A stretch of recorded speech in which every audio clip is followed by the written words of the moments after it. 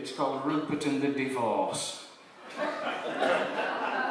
Well, one day, Rupert was returning home from a stroll in the woods when he heard a commotion coming from his house. He looked into the garden and a suitcase had been thrown across the lawn and had come open, spilling its contents across his dad's begonias.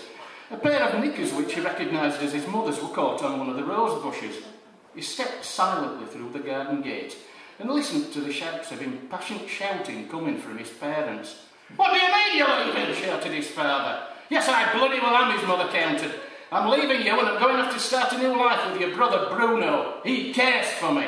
But I don't understand this, father yelled back dejectedly. Why?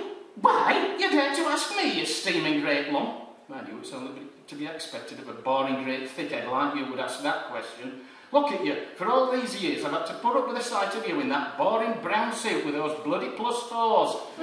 +4s, I ask you. It's the 21st century. You're still walking around looking like a 1930s gamekeeper. In sodding +4s with your trousers tucked into your socks. Why not wear jeans? Flares even. Anything to vary it. A pair of chinos. Even some of them blasted tasteless tracksuit bottoms the chavs wear, with the bottoms tucked into the socks would... Oh, well, maybe not. But you get me drift, anything but those bloody outmoded leg coverings. And what about that son of yours? He's as bad as you are. He lives in a bloody fantasy world. Between him and you, you've both driven me up the wall. 21 years old he is now, and he's still acting like a bloody 5-year-old. Still wearing bloody check trousers and a red jumper, not to mention the red matching check scarf. The nights I've sat in worrying about him because he hasn't come home, going off for 2, 3, 4 days at a time on adventures. What was the last one? Now, he came home last Friday after 13 days away and said he'd been up to the moon in a rocket with a professor and his assistant from Lapland, then met up with a cowboy who helps Father Christmas and had been inadvertently captured by a gang of giant storks and taken up to a castle in the clouds. Then they'd been chased by a giant and narrowly escaped by stealing the giant's handkerchief and using it as a parachute back down to earth. And that was just one of the many times he's gone out playing and not come back for days on end.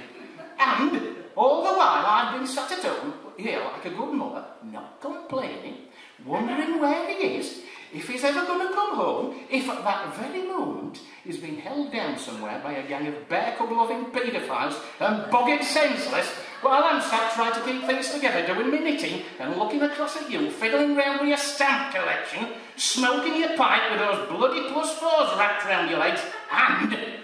if for 1 minute I dare to raise some concern as to the whereabouts of our only son, all you could say was a cheery, "Oh, I suppose he'll be all right, dear. He'll be off having some adventure or other. I wouldn't worry about him."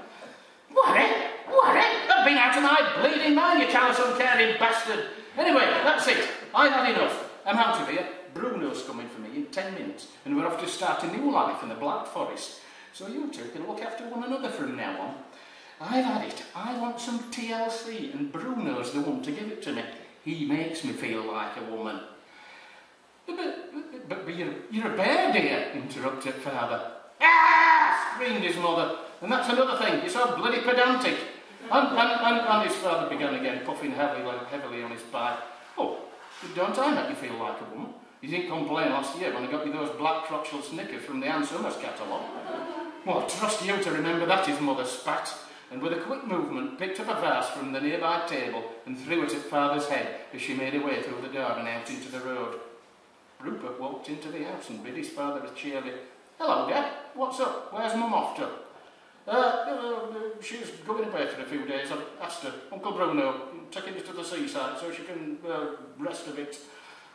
Why does she need to rest, Dad? What's wrong with her? What are crotchless knickers? Have you bloody mind, said his father, a trifle aggressively. I suppose you'll be hungry. We'll go and make us some soup. Go on up to your room. Rupert went upstairs to his bedroom and looked out of his window. My, how the world had changed since he was a little bear. He thought of all the happy times he'd had playing on Nutwood Common. Not much chance of that happening now, since builders had stuck a load of 3-storey homes all over it, despite it being designated a floodplain. He looked over to the horizon to where he could see Nutscale Nuclear Power Station, where his old mate Bingo the Brainy Pup worked as a junior scientist. He mused on the changing lives of all his old school friends. Algie Pug was in his second year at Nutwood Uni and looked on course to be saddled with student debts for the rest of his natural life. Porky the pig was now so clinically obese that he'd recently have to have the wall of his parents' home removed so he could visit hospital for a gastric band fitting. Freddie and Ferdy Fox were both doing a 12 stretch at Nutwood Scrubs for armed robbery. Tiger Lily and her father had both gone back to China and had been jailed for supporting Tibetan dissidents, and his best mate, Bill the Badger, had unfortunately been torn limb from limb in a recent baiting incident that had turned up on YouTube. Why do all the happy things in life have to end, thought Rupert as he began to put clothes into a suitcase he'd pulled from under the bed. Mummy seems to think I still act like a little boy dressing up in a red jumper and checked trousers. Well, let her. It's probably as well that neither of my parents know the real truth about my secret life. I've been wondering for years how they didn't work out that all those strange stories to explain my long absences were just a charade to cover up the fact that I have a lucrative career on the drag club circuit.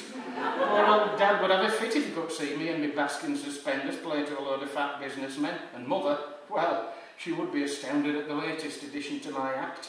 Now then, where did I put those +4s with the Velcro fastenings?